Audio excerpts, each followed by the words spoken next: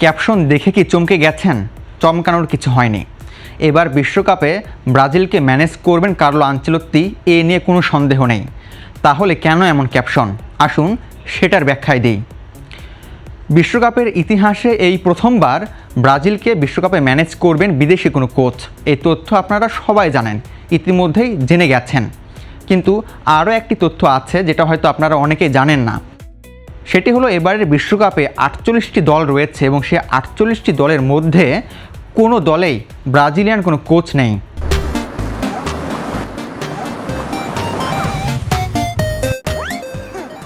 ব্যাপারটাকে শঙ্কার? একদিক থেকে ভাবলে অবশ্যই কিছুটা চিন্তার কারণ রয়েছে। আপনি যদি 2022 বিশ্বকাপ অর্থাৎ কাতার বিশ্বকাপের দিকেও তাকান, তাহলে দেখতে পাবেন 32টি দলের বিশ্বকাপে ব্রাজিল থেকে কোচ ছিলেন 4 জন। এবারের বিশ্বকাপ হচ্ছে 48টি দলের সংখ্যা বেড়েছে, কিন্তু ব্রাজিলের কোচের সংখ্যা কমেছে।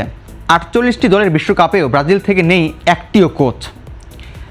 আপনি যদি তাদের বিশ্বকাপ ইতিহাসের 96 বছরের ইতিহাস ঘাটেন, তাহলে আপনি দেখতে পাবেন এবারে প্রথমবার কোনো দলেই ব্রাজিলিয়ান কোনো কোচ নেই। ইভেন আপনি যদি তারা যেহেতু 5 বারের চ্যাম্পিয়ন, তাদের সেই 5 বারের যদি আপনি দেখেন, তাহলে প্রতিবারই তারা নিজেদের কোচ অর্থাৎ স্বদেশী একজন কোচের অধীনে খেলে বিশ্ব চ্যাম্পিয়ন হয়েছিল। এবং 1958 সাল থেকে 2002 সাল পর্যন্ত এই ধারা অব্যাহত ছিল। ইভেন শুধু ব্রাজিল না, আপনি যদি সবগুলো দেশকে দেখেন, অর্থাৎ এখন পর্যন্ত এই 22টি আসরে যতগুলো দেশ বিশ্ব চ্যাম্পিয়ন হয়েছে, সবগুলো দেশই নিজেদের স্বদেশী কোচের আন্ডারে খেলে বিশ্ব চ্যাম্পিয়ন হয়েছে। সো এই সবগুলো দিক যদি আপনি বিবেচনা করেন, তাহলে অবশ্যই এটা একটু শঙ্কার জায়গা থেকে যায় এখানে। ইভেন আপনি যদি ইউরোপিয়ান ফুটবল ফলো করে থাকেন, তাহলেই আপনি জেনে থাকবেন সেখানেও বড় কোনো ক্লাবে ব্রাজিলিয়ান কোনো কোচ নেই।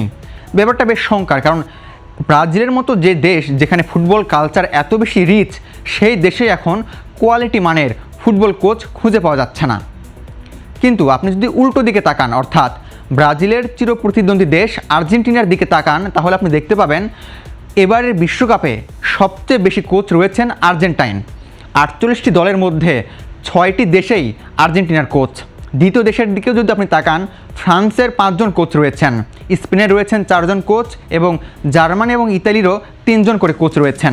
অর্থাৎ যে দেশগুলো সাধারণত বিশ্বকাপ জেতে অথবা বিশ্বকাপের জন্য ফেভারিট হয়ে থাকে, সবগুলো দেশেই আপনি কোচের সংখ্যা দেখতে পাচ্ছেন 3, 4, 5 বা আর্জেন্টিনার যেরকম 6 জন কোচ রয়েছেন। আর্জেন্টিনার ক্ষেত্রে যদি বলি, লিওনেল স্কালোনি ছাড়াও উরুগুয়ের মার্সেলো বিয়েলসা রয়েছেন এবং যুক্তরাষ্ট্রের মরিসিও পোচেত্তিনো রয়েছেন। কলম্বিয়ার যিনি কোচ তিনিও আর্জেন্টাইন, প্যারাগুয়ের কোচ আর্জেন্টাইন এবং আরও একটি দলের কোচও এবার আর্জেন্টাইন। ফ্রান্সের ক্ষেত্রেও তাই, স্পেনের ক্ষেত্রেও তাই। সো সব কিছু দিক যদি আপনি বিবেচনা করেন, তাহলে দেখা যায় কোচের যে জায়গাটা, এই জায়গাটাতে ব্রাজিলের ঘাটতি রয়েছে। এবং এটা অবশ্যই যদি তারা তাড়াতাড়ি এই ব্যাপারগুলো বা এই কোচিং যে কালচার, এই ব্যাপারটা যদি তারা তাড়াতাড়ি উন্নতি করতে না পারে, তাহলে ভবিষ্যতে হয়তো বা দেখা যাবে যে ব্রাজিলকে বিদেশি কোচের উপর ভর করে খেলতে হচ্ছে। আপনি হয়তো প্রশ্ন করতে পারেন এখানে সমস্যা কোথায়? বিদেশি কোচ দিয়ে যদি বিশ্বকাপ জেতা যায়, তাহলে কোন সমস্যা রয়েছে? সমস্যাটা হলো, কার্লো আনচেলত্তি যদি এবার ব্রাজিলকে বিশ্বকাপ জিতেও দেন, তাহলে কি আপনি বলতে পারেন সারা জীবনের জন্য কার্লো আনচেলত্তি ব্রাজিলকে কোচিং করাবেন? যদি এমনটি না হয় বা স্বাভাবিকভাবে এমনটি হওয়ার কথা নয়, তাহলে কি ব্রাজিল সারা জীবন সেই বিদেশি কোচের উপর ভর করে খেলবে? ব্যাপারটা কিন্তু এরকম নয়। আপনি যদি ফুটবল বিশ্বকাপের ইতিহাস দেখেন, তাহলে কেন স্বদেশি কোচের উপর সবগুলো দেশ ভরসা করেন?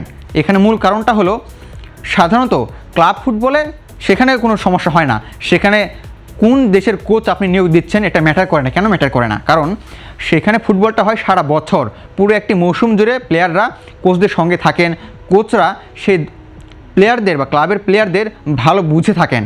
কিন্তু বিশ্বকাপের মতো টুর্নামেন্ট বা জাতীয় দলে খুব একটা বেশি সুযোগ পান না কোচেরা। সেক্ষেত্রে যদি নিজের দেশের কোচ হয়ে থাকে, তাহলে সেই দেশের কালচার অনুযায়ী সেই প্লেয়ারদের ম্যানেজ করা খুব একটা সহজ হয়ে যায়।